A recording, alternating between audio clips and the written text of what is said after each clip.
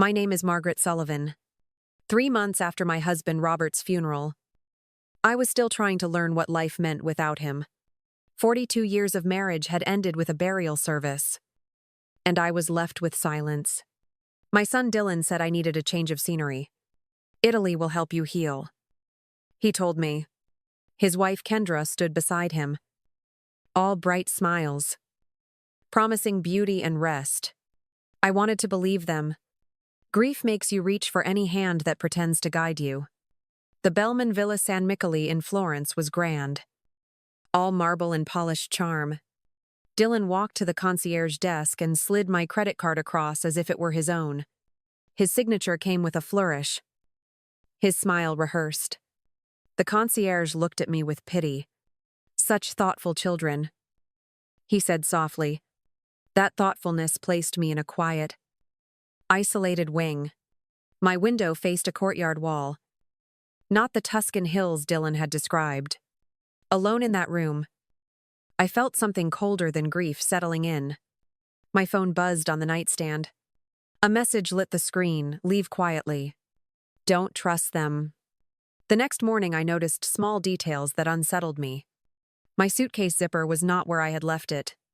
The bottles on the vanity had shifted slightly, and my purse sat at a different angle on the nightstand. These were changes most people would dismiss. But after years in compliance work, I trusted patterns. Someone had been through my belongings. At breakfast, Dylan was dressed like he was meeting a board of investors. He stirred his coffee with unnecessary precision, speaking about how I had been forgetful since Robert's death. I watched him butter a croissant with slow emphasis, as though rehearsing lines from a script. Kendra chimed in with equal poise, saying grief often led to confusion. Her eyes flicked to her watch more than once, betraying the calm she tried to project. Then Dylan mentioned an appointment at 9. He said it so smoothly that anyone else might have nodded along. I asked what kind of appointment. He called it routine paperwork, his voice too casual. Kendra added that I should be well rested. Neither explained why it required my personal presence, nor why it had been arranged before I even set foot in Italy. Their story did not add up. If this was only about Robert's so-called vineyard investment, why not handle it through our lawyer in Portland? Why the rush? Why now? I excused myself from the table, hand pressed to my stomach. I told them the rich food had unsettled me, that I might take a short walk through the gardens before leaving for this mysterious meeting. What I truly meant was I needed space to think, and I needed a way out. I slipped out through the hotel gardens, pretending to take in the roses while counting my steps toward the side gate.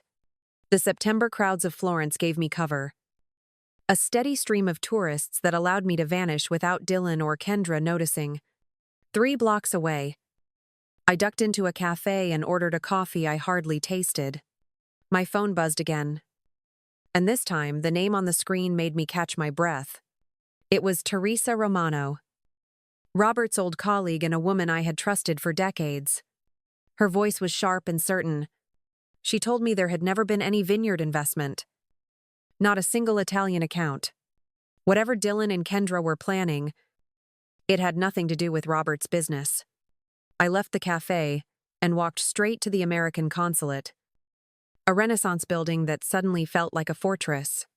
Naomi Blake, the consular officer, listened carefully as I explained everything. She didn't flinch when I described the appointment, the quiet hotel room, the missing details. Instead, she told me I wasn't the first widow targeted this way. Some families, she said, use grief as leverage to strip away autonomy. While we spoke, my phone lit up with Dylan's name. Mom, where are you? You're scaring us. His voice carried both concern and irritation. Naomi gestured for me to answer, but keep my words short. I told him I was fine.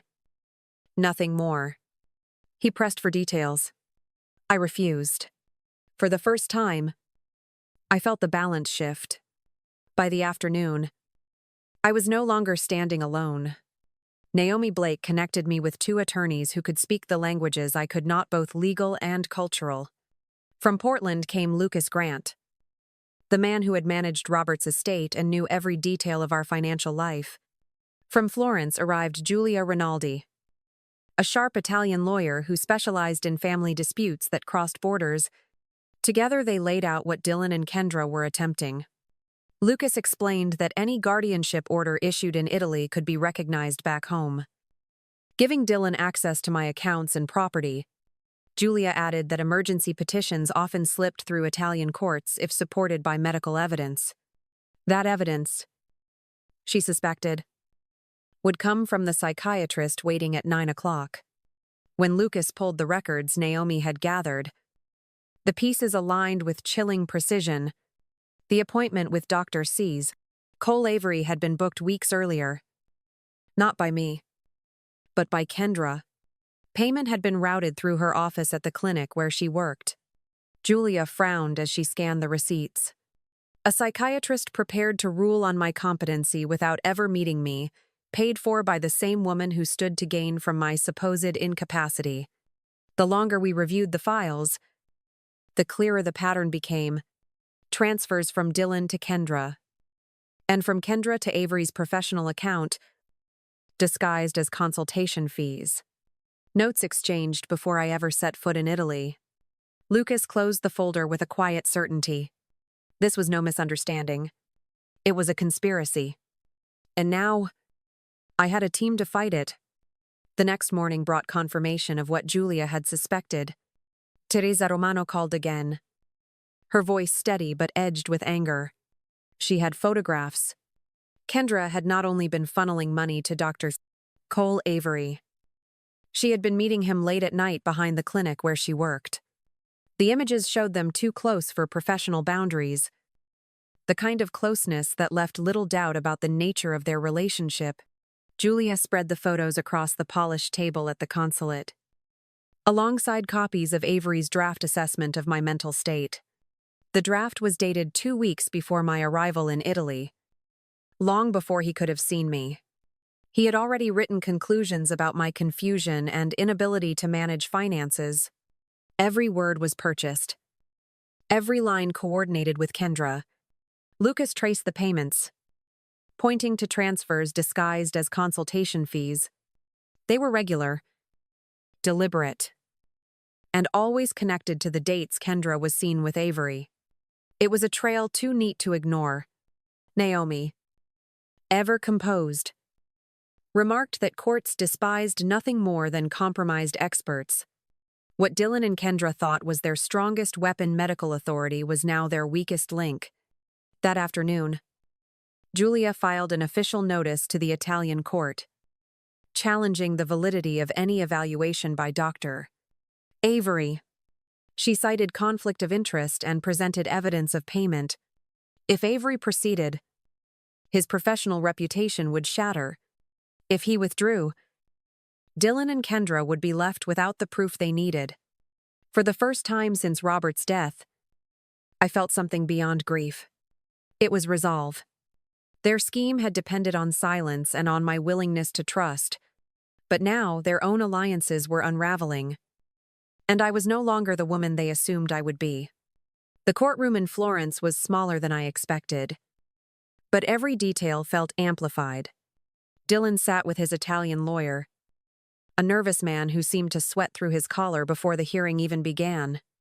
Kendra was composed in appearance only. Her eyes darted, her fingers twisting a silk scarf until the fabric wrinkled.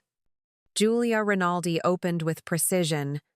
She laid out the sequence like a prosecutor, the appointment booked by Kendra weeks in advance, the payments disguised as consultation fees, the photographs of late-night meetings with Dr.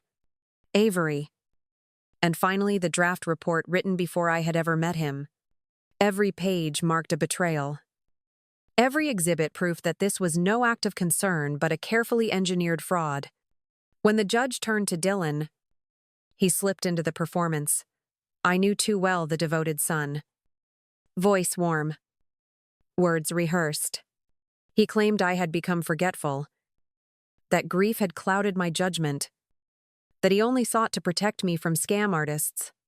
Julia cut in with a single question that pierced through his act if his concern was genuine.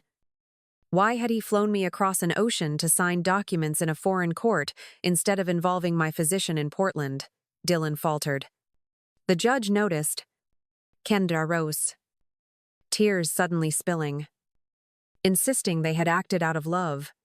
The judge's expression hardened, unauthorized to speak. She was ordered back into her seat. In that silence, the truth settled heavy across the room. The ruling was swift. The guardianship petition was denied in full. The judge referred the matter to prosecutors for criminal investigation and issued a restraining order preventing Dylan and Kendra from pursuing any legal action over my affairs for the next 5 years. As we left the courtroom, I felt the first true exhale of freedom. Their plan had collapsed in the place they thought they held all the power. While Julia was dismantling their scheme in Florence, Lucas Grant was moving just as quickly back in Portland. He contacted my banks, flagged suspicious inquiries, and filed requests to freeze any account that Dylan might try to access.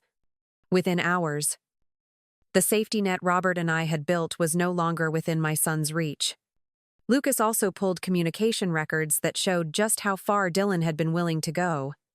There were emails to Robert's doctor in the last months of his life, pushing for hospice care even when treatment was working.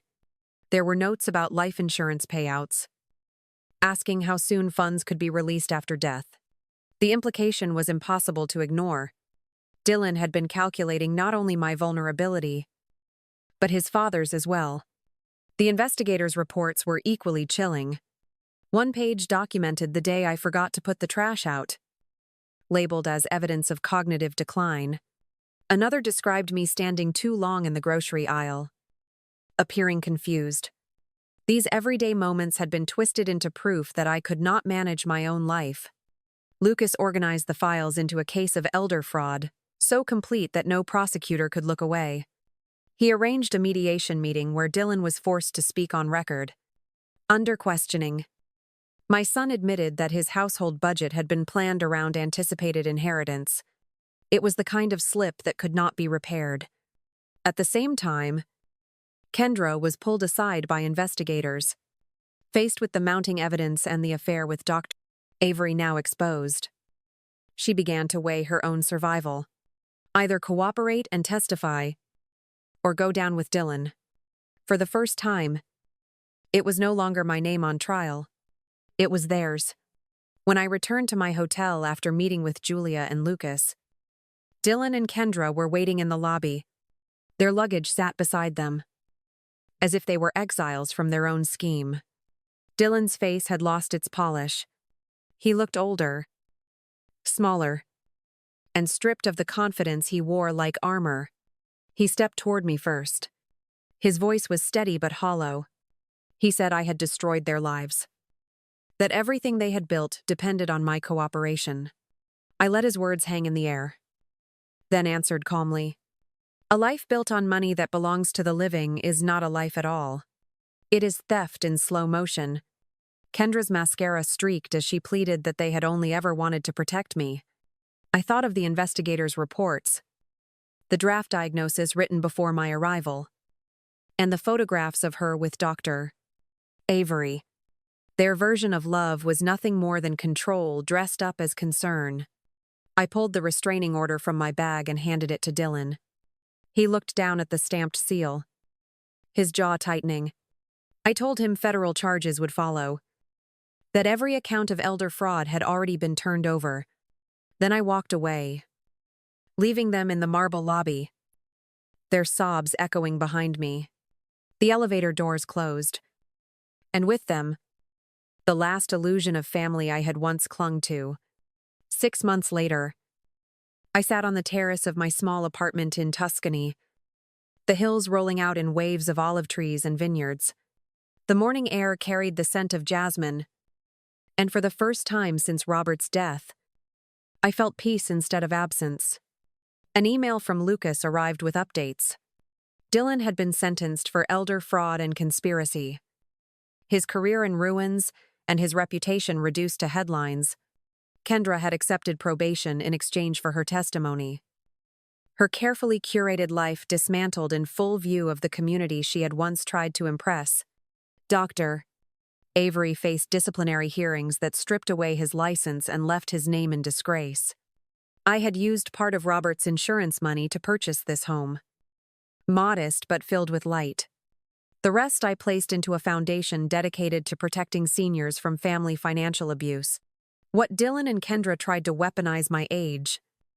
My grief would now become the very force that shielded others. As the church bells in Florence sounded noon, a message from Teresa lit my phone. She was waiting at a vineyard nearby, reminding me of the promise I had made to live again, not just survive. And so I rose, ready to keep it. In the months that followed, each piece of the story reached its conclusion. Dylan faced sentencing in federal court for elder fraud and conspiracy. His career as a sales director ended in disgrace, and his name became a warning in legal circles. He left prison with no job, no savings, and a reputation he could never rebuild. Kendra stood beside him only until her own probation began. She avoided prison by testifying against Dylan. But she did not escape public ruin. Her affair with Dr. Avery surfaced, costing her the last threads of credibility. She lost her position at the clinic, her social standing, and the friends who once admired her expensive clothes and rehearsed charm. Dr. Avery himself was stripped of the authority he had sold so cheaply. The board revoked his license. His patients vanished, and his name was etched into the record as an example of compromised ethics. Naomi Blake continued her work at the consulate. One more case added to her long history of protecting citizens abroad.